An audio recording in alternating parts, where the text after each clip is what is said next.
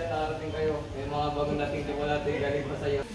San Santiago, ikaw talaga ang haligi ng tao. Naku padre, maliit na bagay lang yun. Basta ako'y malapit sa mga banal, ayos na. O baka masyado ka nang malapit, Santiago.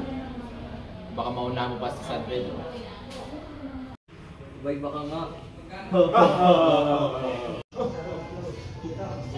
Senyor, sino ang iba mo sa tingnan mo na si Rupa? Si Ibarra, ang anak ni Don Rafael? Ay, si Iyon? Aba, hangang-hanga ako sa batang iyon. Magaling, edukado, at maging manugang ko. Tignan natin kung karapat dapat pa siya. Ama, narito na po si Ibarra.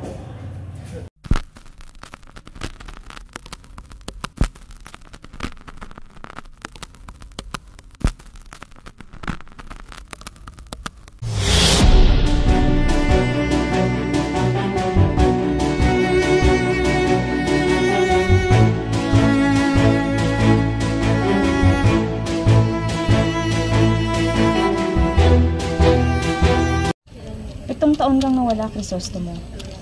Oo, 7 taon, na parang isang linggo. Pero ngayon, parang bumalik lahat ng kulay. Tila bihasa ka na ata sa pagtutula. Kung ikaw ba naman ang inspirasyon, natural lang. Aba ganoon, nung bata pa tayo, lagi mo lang akong binibiro.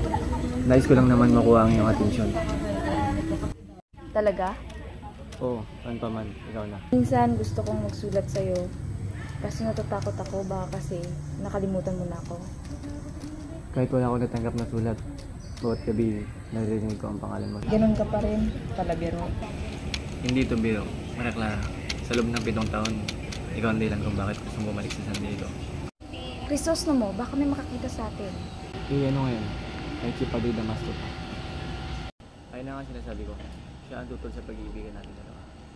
Pero kahit naman may kontrabida, ikaw pa rin ang bida.